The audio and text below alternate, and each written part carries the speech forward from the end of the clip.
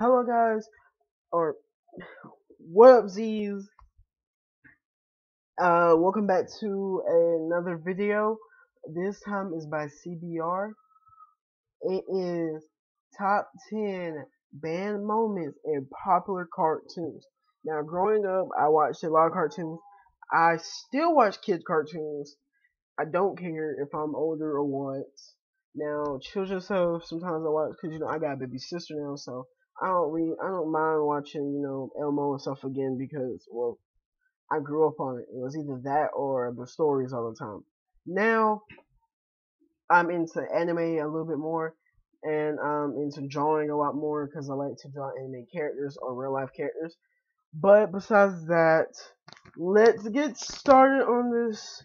Please subscribe to CBR, definitely. Who doesn't love a cartoon? Censors, that's who. For over a century, cartoons have been delighting audiences young and old, and for almost just as— Oh, by the way, if you experience epilepsy or anything like that, please do not watch this video because it might be flashing lights or whatever, because it might have that stinking Pokemon episode in here or something with a bunch of flashlights. So please do not watch this if you experience epilepsy. long, censorship boards have been chasing after them with wagging fingers. Sometimes what the censors see is obvious, leaving us to wonder who in their right mind thought it'd be a good idea to put that in a cartoon. And other times, their decisions seem to make no sense at all. Here are 10 outrageous moments of censorship in popular cartoons. Family Guy. Despite being neither as clever as The Simpsons nor as offensive as South Park, Family Guy nicely fills the space between those two shows. A couple of episodes have been banned in the past, but in those cases, the episodes were never even made. Fox turned them down outright, and that was that. However, that doesn't mean that the animators don't have strong feelings about censorship rules. They aired their grievances in the episode PTV, which follows Peter's quest to run a censorship-free TV network after the FCC starts cracking down too hard on other stations. The agency gets wind of Peter's project and heavily censors it. Then things begin to spiral out of control as they start to censor all the citizens of Quahog and their private lives. Though nothing about the episode was ever actually censored, it sharply pointed out how censorship can go too far and end up making things seem more risque than they actually are. And for that, we had to give it a nod in this list. Teenage Mutant Ninja Turtles. Chances are, if you were born in the last 40 years or so, the Heroes in a Half Shell were a part of your childhood. The cartoons and movies are pretty kid-friendly, but it's understandable that some parents might get hung up on the show's violence. However, when the original cartoon was released, Great Britain decided to take it a step further and play national parent with confusing results. The country's censorship board opted to change the show's name to Teenage Mutant Hero Turtles for no apparent reason.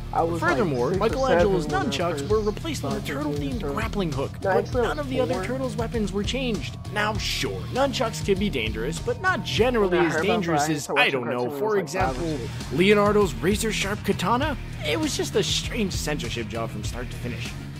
The Rescuers. Disney's 1977 animated film The Rescuers is a good-natured tale of mice on a mission to rescue an orphaned boy from his abusive relatives. It's typical Disney fare for the time, G-rated and wholesome enough for the whole family. So imagine the surprise when someone noticed a tiny flash on their late 90s video release of the film that looked slightly out of place, and discovered that two frames had a photo of a topless woman pasted into the background. This sort of thing isn't totally unheard of, but what makes The Rescuers unique is how strangely Disney handled it. They announced the problem before there was any widespread knowledge of it, and implied that it may have been in the original theatrical release as well. They also said that an earlier 1992 release wasn't affected because it was made from a different print. To this day, nobody's really sure what the company was doing, but the censorship was probably still a good idea in any case.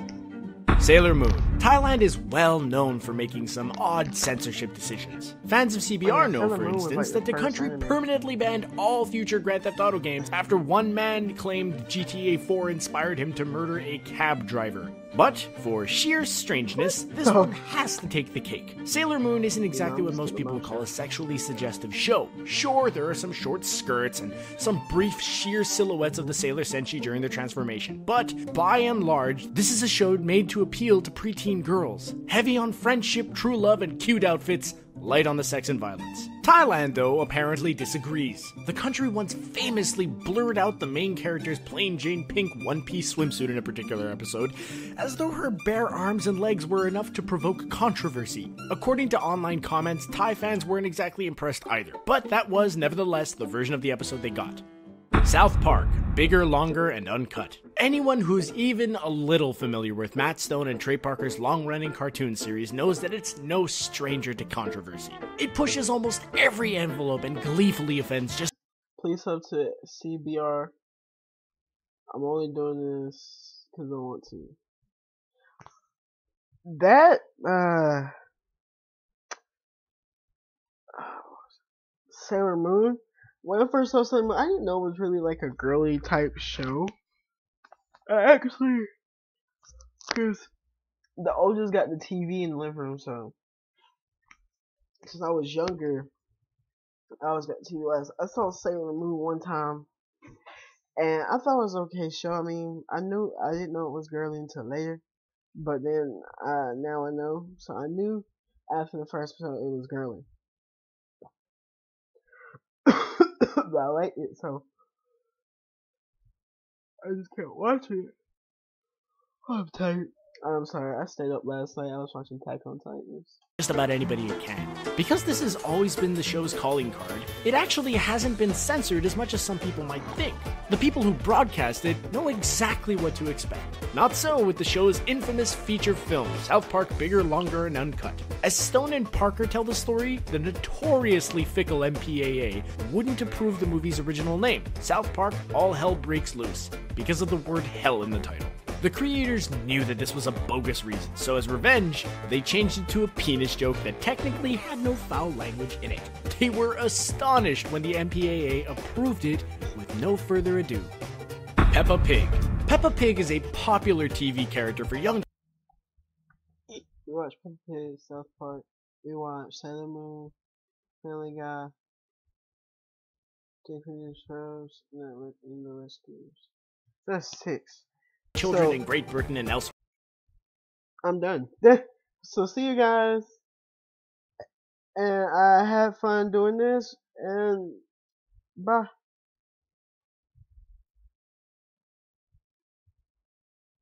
Well guys, today we're watching a video by Screen Rant, 10 dark moments you wouldn't expect in light-hearted Disney movies. Now, I've seen something similar to this, but not by Screen Rant. Oh my god. So, I don't know what theirs is.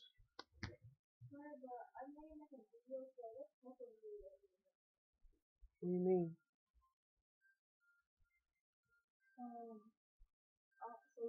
So what video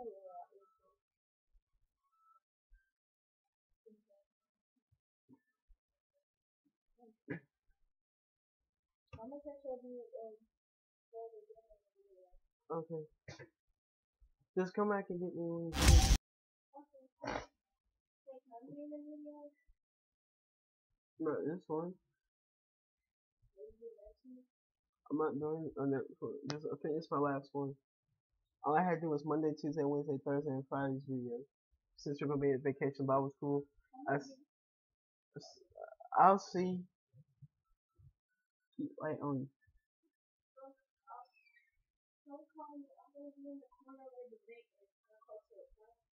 Okay. Okay. So guys, besides that, let's get started with this video. Please subscribe to Screen Rant. Hope I'm saying it right. If I butcher your name, I am very sorry. Please don't be mad at me. Yeah, Screen Rant. Please subscribe to them. Give them enough support. Support them in all their videos. Like him. We're only going to do the first 5. The other 5 you'll have to do on your own. But besides it, let's get started. Are you ready to get down and dirty with Disney's darkest moments? And since Disney owns Pixar, you might just see a couple of those also. So prepare, because we are holding nothing back as we discuss some dark moment in the Disney franchise. No, I'm doing fine. If you want to learn the truth about Disney's underbelly, stay tuned. But before we roll footage, make sure and subscribe because nothing screams evil louder than forgetting to subscribe. Also, can you guess what feature film this emoji represents? Bye. Either Ant Bully or Bugs Life. Psychological damage.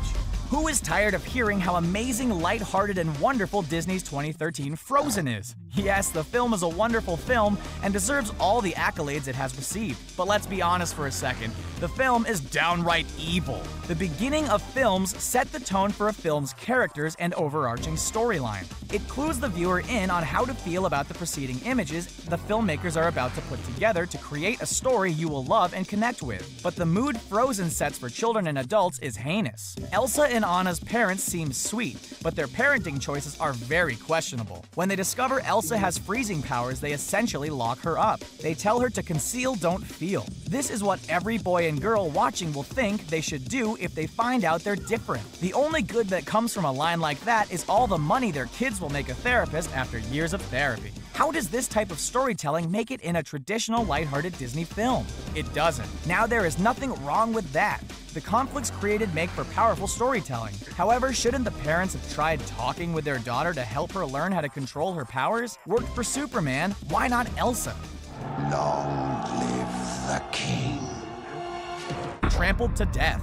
There are few more harrowing moments in Disney's arsenal than the legendary tear-jerking incident in The Lion King. After tricking young Simba into creating a stampeding herd of antelope in the valley, Scar alerts Mufasa. Mufasa, worried for his son, listens to his brother Scar. Mufasa saves Simba and is left hanging precariously from the edge of a cliff. Scar digs his claws into Mufasa's paws, gripping the ledge, and sends his brother to his death. Mufasa is trampled by the wildebeest and not a dry eye in the theater exists. Betrayed by your brother and sent to a horrible death. What could be more horrible than this? How about what led up to Scar betraying his brother? Consider the evidence. Scar is beyond mistreated for years prior to this. His identity stripped and defined by the disfigurement from an accident. No longer treated as a normal citizen, and even his brother only refers to him as Scar. Any achievements reached are shadowed by his aesthetic look. Would you not become bittered by a society who fails to see past your exterior? Well, actually, I thought that the reason why Scar became Scar is because when the new Lion Guard came out, which is a TV show my sister watched, and then when the first episode came out, it explained that Scar actually had the roar, the magnificent roar, and he used it for his own purposes. And when that happened, he got banished. Well, out into the Outlands for trying to cause chaos and stuff. I don't think by Mufasa, but I think by his own parents for trying to do chaos and hurt and kill the animals with that roar, because he was abusing the power of it for his own bidding. And take notice of who you truly are? What am I going to do with him? He'd make a very handsome throw rug. Zazu. Dare we say Scar is no villain but a tragic hero, abandoned by those who should love him. No. Devastating opening montage. The Pixar team